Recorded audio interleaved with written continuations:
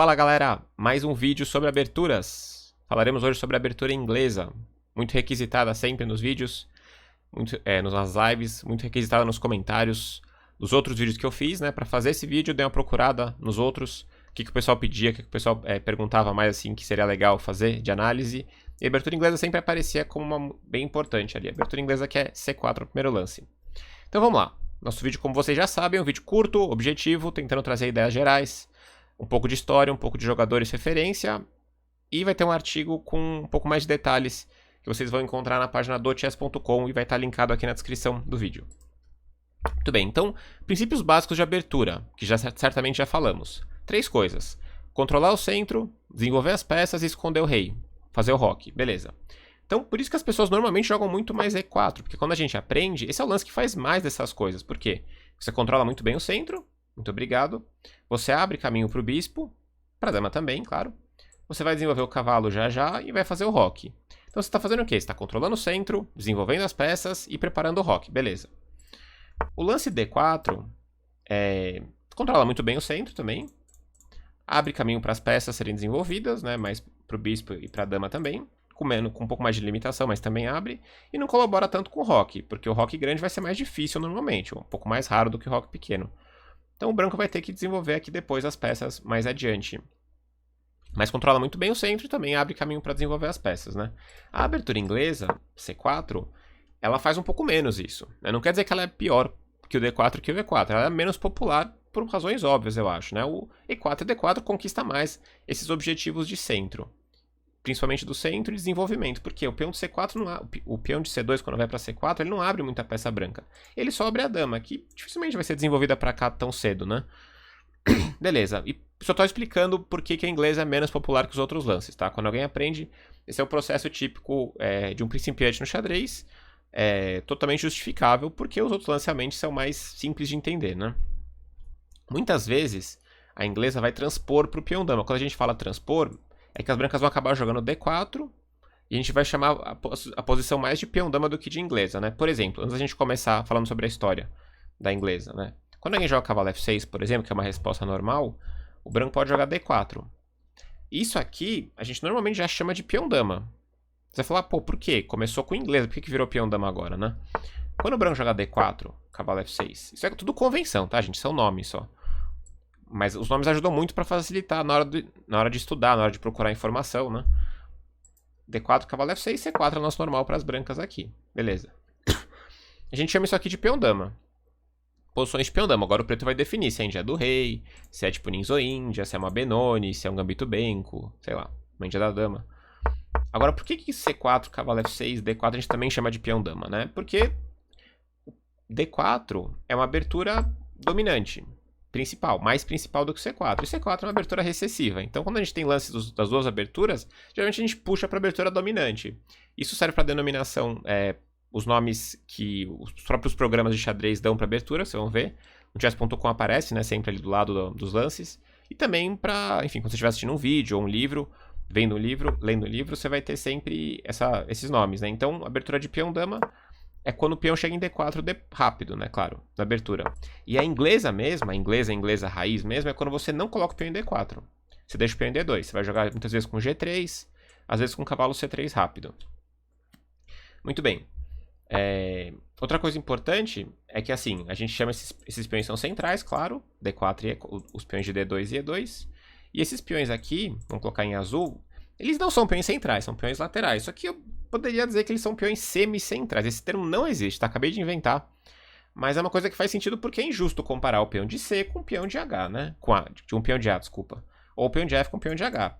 Porque o peão de C, ele participa do centro, né? Ele participa da coluna D, por exemplo, que faz parte do centro. Muito bem, chega de filosofar, então vamos ao objetivo. Então C4, vamos falar primeiro sobre... Pronto, agora sim. Sobre a história da abertura inglesa. Por que tem esse nome, abertura inglesa? Por causa do jogador Howard Staunton, não sei como é que fala o nome dele. Staunton, acho que é. Ele era considerado o melhor jogador do mundo, lá para 1830, 1840 mais ou menos.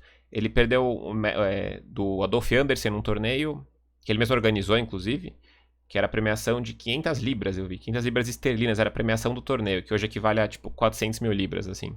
Sei lá quantos milhões de reais. Então ele jogou muito abertura inglesa. E ele foi, na verdade, não só que jogou, ele jogou várias partidas. Mas ele foi. A terceira partida que eu encontrei na base foi dele, isso é raro.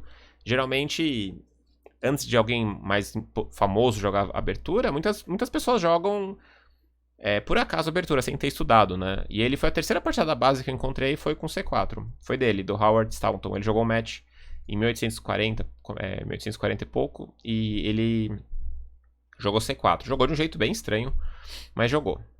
Muito bem. Continuando um pouco na história, né? No fim eu vou falar sobre os jogadores de referência. É incrível como, eu já falei isso no vídeo anterior, é incrível como o Ninzovic sempre aparece essas ideias de abertura, essas ideias, vamos dizer, que foram surgindo de aberturas, né? Como ele jogou muitas inglesas também, e parece que ele jogou muito de tudo, né? É incrível isso. Mas essas aberturas, principalmente as mais posicionais, mais sólidas, assim, tem muitos exemplos do Ninzovic, é incrível, ele jogou dezenas de vezes a inglesa também. Mas a gente vai falar mais tarde sobre os jogadores de referência, que jogam bastante a inglesa, ou já jogaram, né? Muito bem, vamos pular para as ideias gerais. Então, vamos falar por que jogar em inglesa, né? Qual que é a diferença disso para um peão dama, já que você vai falar, pô, Crico, como é que D4 não é um lance bom agora? É um lance bom. Só que tem gente que gosta de jogar um pouco diferente dos padrões. E aí entra a coisa de um pouco da teoria também. O D4 aqui, que naturalmente é um lance bom, como eu já falei, vai transpor para um peão dama. Ele já permite algumas variantes que têm mais contato. Por exemplo, Gambito Budapeste, não tem uma reputação tão boa, mas deve ser estudado, é um sacrifício de peão. C5, que pode ser tanto a Benoni como o Gambito Benko. O Gambito Benko tem uma reputação muito boa hoje em dia como uma das defesas muito firmes contra a peão dama. A Benoni é mais arriscada, mas também tem uma reputação de posição bem tensa, né? E geralmente o branco não está buscando isso quando joga a inglesa, quer buscar uma posição mais calma.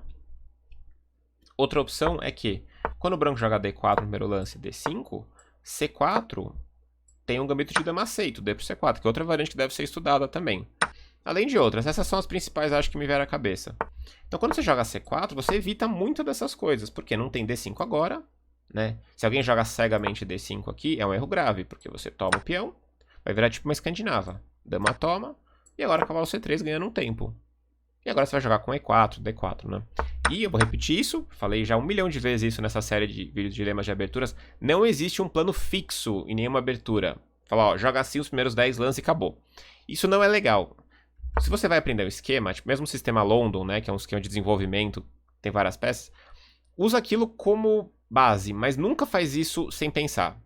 Você pode ter um padrão, um esquema de peças que você costuma usar normalmente, beleza, não tem nenhum problema. Agora você não pode fechar o olho e jogar como se você estivesse jogando sozinho, né? Como se você estivesse tampando aqui o que o adversário está fazendo, né? Você tampa aqui todo o tabuleiro e você joga o seu jogo aqui. Joga o peão para cá, joga o cavalo, ou joga a London, por exemplo, né?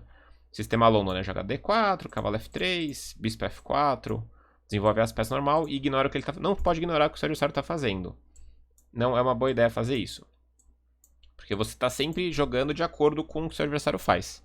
Então vamos lá, ideias gerais. Vamos agora para mais objetividade.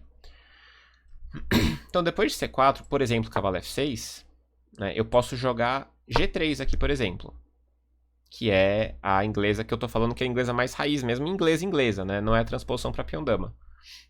Quando o preto joga, por exemplo, C5, né? Bispo G2, G6, cavalo C3, bispo G7, por exemplo. O branco tem algumas formações possíveis aqui. Então, uma formação possível é você jogar E4, roque e cavalo E2. Isso é um termo que eu aprendi em algum lugar, eu não consegui bem encontrar onde que eu aprendi isso, mas eu chamo isso de triângulo do Botvinnik, porque eu não sei se tem uns livros isso. Depois eu procurei e não encontrei muita coisa. Mas enfim, podemos utilizar esse nome. Que é essa formaçãozinha aqui, esse triângulo aqui de peões. E o Botvinnik usava, tinha algumas partidas dele nisso, sem dúvida. E o cavalo aqui em E2 e o bispo em G2. Essa posição combina entre si. Porque agora eu tenho um desenvolvimento bem natural, vamos dizer, depois de roque. Quer dizer, eu jogo preto aqui, né? Eu tenho um desenvolvimento muito natural que é jogar H3, bispo E3, dama D2, torre D1. Né? E jogar tanto com F4, o cavalo está bem em E2 agora, ou D4. Essa é uma formação bem legal para inglesa. De novo, eu estou mostrando isso, não é para vocês fazerem isso independente do seu adversário. Você tem que parar para ver se o plano do seu adversário está influenciando no que você está fazendo. Essa é uma formação muito, muito clássica e facinho de aprender, que dá para ser usado bastante. Você pode também jogar com E3 essa posição. E depois jogar com o cavalo E2. e depois roque e jogar com D4 agora, em vez de E4. Outro plano, jogar para avançar o peão da dama aqui. Não quer dizer que vai virar um peão dama, tá? Porque já tá com característica de inglesa, mesmo por causa do fianqueto. Ou você pode jogar cavalo F3, roque, roque, e aqui jogar tanto D4, que eu chamo de, quando tem essa troca aqui em algum momento, de inglesa aberta. Seria como se fosse tipo uma siciliana aberta. Uma inglesa aberta que é quando tem essa troca. Abre o bispo, tá? Uma posição mais dinâmica. Ou você pode ainda jogar com D3, né? Quando o cavalo tá em F6 aqui desse jeito, não costuma ser muito aconselhável isso, que o preto já pode pegar a iniciativa. Mas vamos pensar só em esquemas, tá?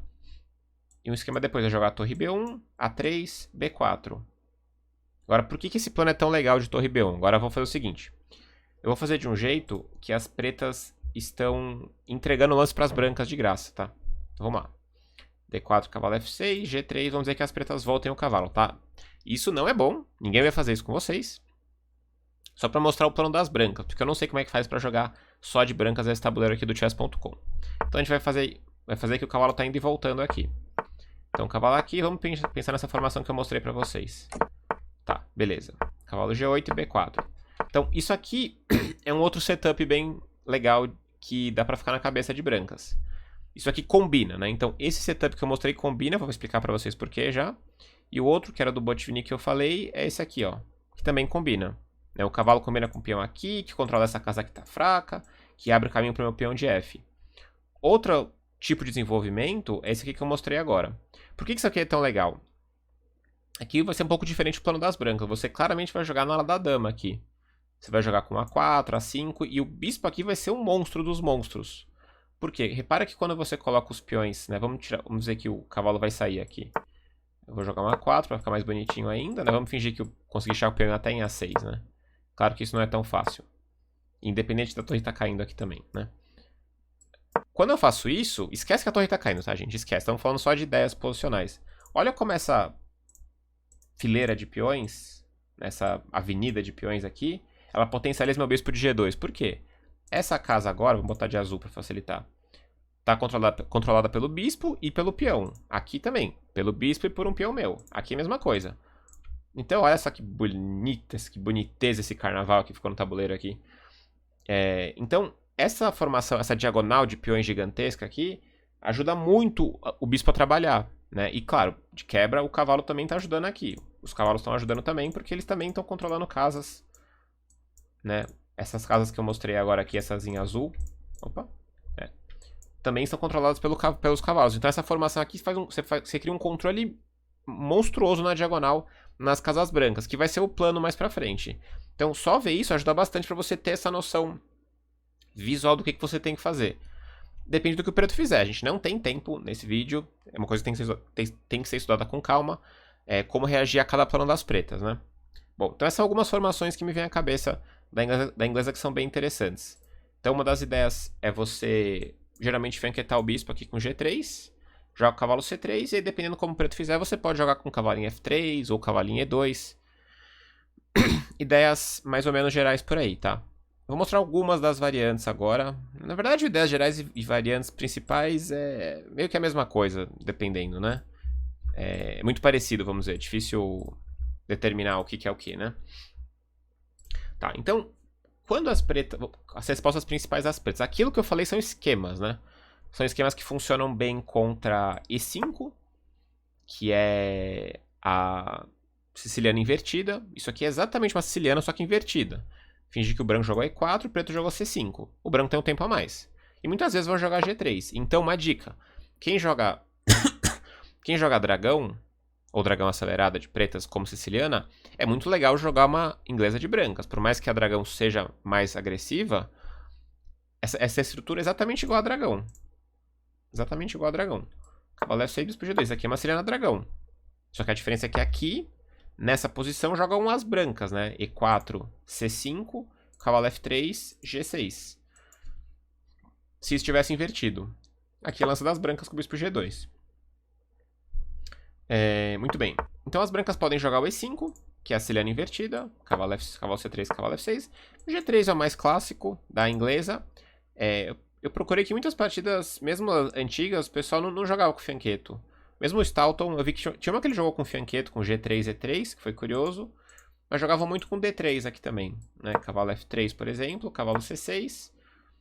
E aqui é uma siciliana, então se você jogar siciliana de preta, você pode tentar imitar aqui. Você pode jogar dragão com G3. Você pode jogar tipo uma Scheveningen com E3 também.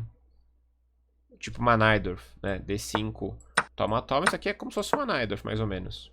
O cavalo já tá em C3, tem algumas diferenças. Então, o repertório de aberturas é muito importante para isso, né? Eu foco muito, eu bato muito nessa tecla que é mais importante do que saber os lances em si, mas sabe fazer boas escolhas de aberturas que façam sentido, né, com o seu repertório.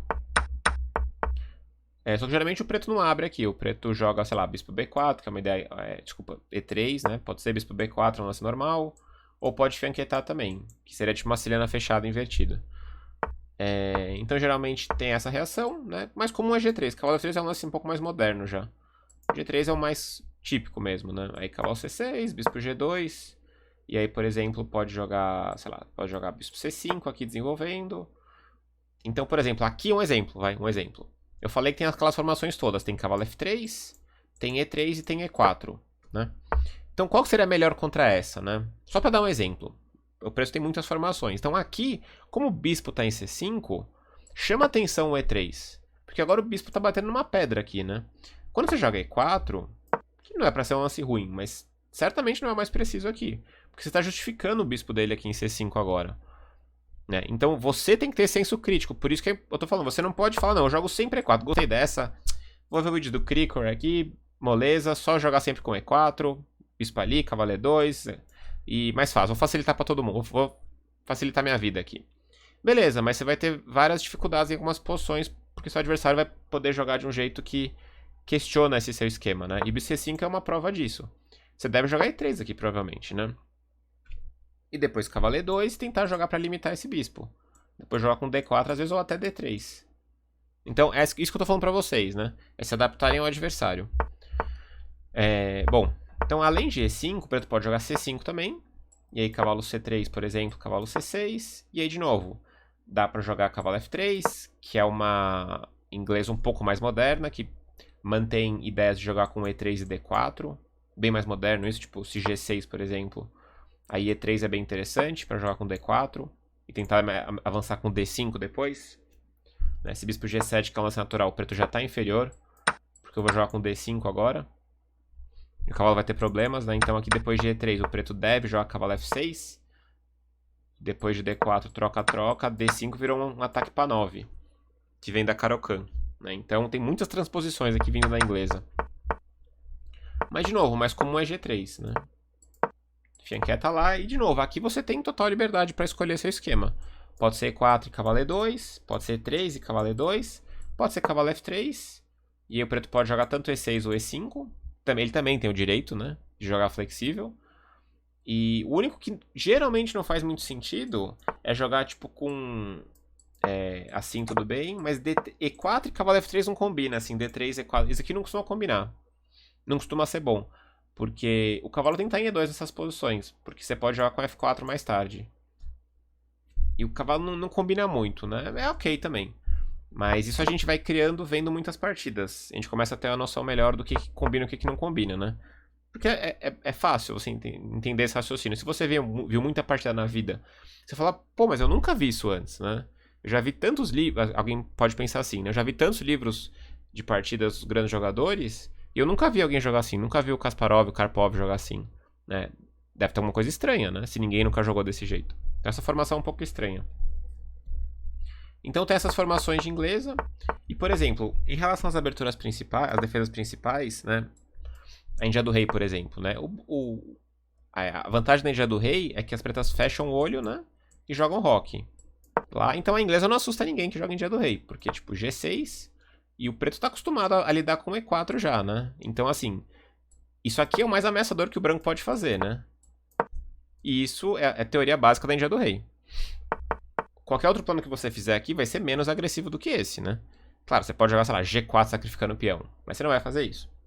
Se você jogar G3 agora e intencionalmente colocar o peão em D3, beleza, é o seu esquema. Mas é menos ameaçador do que isso. O que não quer dizer que é melhor ou pior. Fique bem claro isso. Isso aqui é mais agressivo, é nítido, né? Tá avançando mais os peões. Então, a inglesa não impressiona muito quem joga em dia do rei, né? Quem joga em dia do rei não se impressiona com nada, né? Porque cavalo, peão, bispo, roque, né? Não importa o que você está fazendo. Então G3, por exemplo, bispo, bispo, roque. De novo, aqui também E4 é bem possível. Dá para jogar D4, só que aí virou um peão-dama, como eu já expliquei para vocês. Né? O peão-dama é dominante, inglesa é recessiva, então virou um peão-dama, uma índia do rei do fianqueto.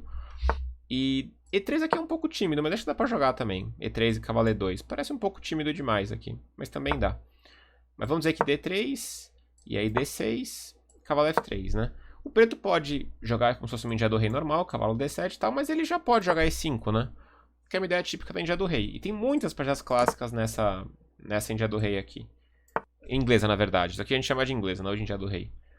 E como eu já falei pra vocês, quando essa formação tá assim, é muito típico você jogar a torre B1. Torre B1 pra quê? Pra alongar a diagonal do bispo ao máximo. O plano lá na frente é conseguir o quê? Jogar B4, B5, A4, A5 e talvez A6, talvez B6. Né? O A6 já é um pouco exagero ali, porque já tem contato demais ali pra gente saber o que é melhor. Mas o B4 e o B5 quase sempre é bom aqui. E uma ideia interessante que costuma acontecer aqui, vamos dizer que jogue esse, é jogar assim, você voluntariamente entregar o bispo, pra ter um controle mais bonito ainda dessa diagonal. Por quê? Você eliminou o cavalo de F6, né? Então essas duas casas não estão mais sob controle das pretas. Então isso aqui é bem facinho de jogar. B4, B5, A4, A5, né? E jogar na lado da dama. Claro que se o preto conseguir limitar seu bispo, né? Controlar esse avanço, pode ter o par de bispo a longo prazo, né? Mas enfim, é um plano interessante para as brancas. Então é isso. Aqui você vai ter a escolha de jogar um D4 ou não. Né? Então contra a dia do rei, que é uma das principais. E contra E6, que é a... não sei como é que chama isso. Esse lance não tem nome. Isso aqui virou um gambito de dama recusado, né? Que é o que a gente já falou até o vídeo que eu fiz, o primeiro de todos, nessa aqui de pretas, né? Depois jogo A6 lá, que é a variante Janowski. Então aqui, esse é um dos lances que incomoda um pouco quem joga inglesa. Porque ou você vai jogar D4 e virar peão-dama, né? Cavalo C3, que é o lance que quem joga inglesa gosta de fazer, vem D5 muitas vezes. E agora, eu já joguei isso de pretas muito, E6. E aí muitas vezes fazem isso comigo. Cavalo C3 rápido e G3. Por quê? Aprendeu num livrinho que é pra jogar assim a inglesa. Só que aí D4, né? Tô ganhando tempo no cavalo, não faz sentido isso. Porque a pessoa não parou pra ver o que o adversário fez, né? Qual era o plano? E é muito simples entender que o D5 tá ameaçando o D4, não é uma coisa difícil assim, né? Muito profunda. Então aqui, quando vier o E6, ele tá ameaçando montar um centrinho com D5. Então você... tem lances como E4 que são interessantes, tá mais flexíveis, mas geralmente joga G3 aqui. Quem quiser jogar, tipo, estilo... aqui vai ser mais uma hatch, não vai... aqui a gente não chama de inglês isso aqui, não. E aqui cavalo F3, depois bispo G2, né? Cavalo F6, bispo G2, né? Se jogar D4, virou de novo uma catalã, peão-dama. E agora permite cheque, que é um lance legal para as pretas. Então bispo G2 é interessante. Mais flexível, não tem o cheque para as pretas. Por outro lado, as pretas podem jogar D4, né? Vai virar tipo uma Benoni invertida, né? Porque o preto passou o peão como que o branco normalmente passaria o peão em D5. E aí bispo E7, roque, roque. E o branco pode de novo jogar um D4, transpor para uma catalã, com a vantagem de ter evitado algumas variantes. Ou jogar o B3, que é o duplo fianqueto que está bem na moda. Que é uma variante, uma abertura mais flexível também. Então, a conclusão é que a inglesa geralmente ela evita um contato direto. Outra abertura, defesa muito importante, que eu não falei ainda, é a Grunfeld, que a gente vai falar agora. Então, a inglesa evita bastante do contato, colocando menos peões no centro. Então, como eu falei, evita gambito Budapeste, evita gambito Benko, evita gambito de dama aceito, claro, né, comparado com peão-dama. E caso o cavalo F6, para quem joga Grunfeld, o preto ainda pode jogar Grunfeld, né? Cavalo C3. Agora você pode jogar. Pode jogar G3 também. E agora se o preto jogar D5 já, porque o branco tá eventualmente ameaçando jogar E4. Vai ser sua escolha, né? Contra G6, você que vai ver se vai jogar E4, tipo uma Índia do Rei, ou Triângulo Botvinnik lá. Ou não. Mas se o preto quiser jogar D5 direto, a Grunfeld, nessa ordem é um pouco estranho. A gente chama isso meio de anti-Grunfeld, assim. Toma, toma. E aqui o branco tem algumas ideias interessantes. Dá pra jogar com G3. Teria que estudar pra tentar questionar o plano das pretas, tá? Não é que isso aqui é ruim pras pretas também, né? Acho que é considerado um pouco inferior. Mas o branco tem que ser preciso também. Porque se em algum momento o branco jogar D4 aqui, bom, virou Grunfeld. Limpinha, né? D4, G6. Então, normalmente isso aqui a gente chama de anti-Grunfeld, mesmo C4, cavalo F6. O cavalo F3 não combina tanto com a inglesa, é óbvio que é um lance normal aqui. Só que geralmente quem joga cavalo F3 joga no primeiro lance, né? Quem joga inglesa normalmente segue ou o cavalo C3 e tenta fazer alguma coisa no centro, ou G3, né? Quando eu digo alguma coisa no centro, por exemplo, uma variante que é assim, né? E6, E4 é um lance interessante aqui. Foge do padrão, uma variante diferente, né? Fugiu de gambito de dama recusado, de ninzo índia e tal, né? Porque bispo B4 agora não é bom. Fugiu de índia da dama também. Ou se G3 agora D5 é chato, né? Porque aí tá ameaçando D4. Então o branco vai ter que jogar ou D4 aqui, deixar virar uma ninzo índia, ou E4, que é o lance que questiona essa ordem. Porque agora se D5, E5. Né? E aí tem uma teoria também. O preto também joga numa boa. E eu acho que é isso, gente, que me veio à cabeça agora. Então tem a Grunfeld, que a gente mais ou menos evita. Isso aqui é chamado de anti-Grunfeld. Né? No artigo vai ter um pouco mais de partidas, um pouco mais de ideias, talvez, mais a fundo. Né? Isso aqui é um apanhado geral. Já falamos do gambito bem, que foi evitado. Já falamos de inglesa assimétrica, bem por cima. A mais importante de todas, eu acho, que é a inglesa... a siciliana invertida, na verdade, C4 e 5. E aí falamos da índia do rei também, e é isso, né? E... Por exemplo, a índia da dama também não dá pra fazer direito, né? E6, E4, B6 aqui já vem um E5 direto, né? Então você viu que tem um veneninho diferente, né? Você acelera o C4, cavalo C3 e E4, né? Esse é um dos planos da inglesa, acelerar esse desenvolvimento do peão de E antes do peão de D4, de D2, né? Isso é interessante também. Muito bem. Então, gente, vamos pular agora para a última parte, que é os jogadores de referência. 26 minutinhos de vídeo no momento. Vamos pular aqui. Pronto. Jogadores de referência. Meio torto isso aqui, né? Esse pontinho torto, agora tá certo. Tá. Então, beleza. Quando eu fiz a busca, gente, da abertura inglesa, não é tão fácil pelo que eu falei. Muita gente joga C4 e depois acaba jogando D4 no próximo lance. Cada um tem seus motivos, né? O cavalo F3, que também vira peão dama às vezes, permite D5. E o C4 permite E5, que são lances teoricamente críticos para questionar o lance, né? Porque o E5 controla o centro, né? Então, muita gente que não gosta de jogar sirena invertida joga cavalo F3 primeiro. E quem não liga na outra variante joga C4 primeiro. Quem não liga do E5, né? Então, jogadores de referência. Como eu falei, o Staunton foi o primeiro jogador, mas tem umas 30 partidas dele, né? Quem tem muita partida mesmo antiga é o Tartakover, que era um jogador top também, um dos melhores jogadores da época. Isso depois já, né? Ele é de 1920, acho, 30, né? Mais ou menos, 2010, 2030. Aí, de novo, tem muitas do Ninzovic, muitas mesmo. Tem muitas do Alekhine, eu não sabia. Mas o Alekhine também era outro que testava muito dessas aberturas novas. Algumas do Capablanca. Muitas do Petrosian. Muitas do Tigran Petrosian. Um dos jogadores mais importantes, acho, para pegar na inglesa.